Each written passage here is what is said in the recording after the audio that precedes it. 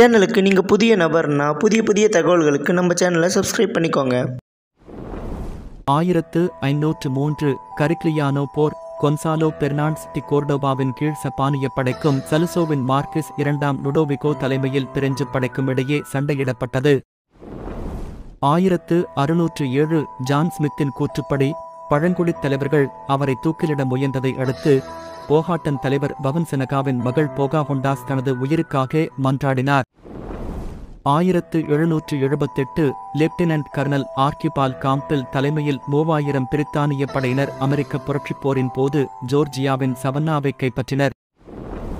1874 சாகுண்டோவில் general Martinus காம்போஸின் இராணுவ புரட்சி தோல்வியடைந்த முதல் சப்பானிய குடியரசை முடிவுக்கு கொண்டு வந்தது மற்றும் இளவரசர் அல்போன்சோ ஸ்பெயினின் மன்னராக அறிவிக்கப்பட்டதால் முடியாட்சி மீட்டெடுக்கப்பட்டது.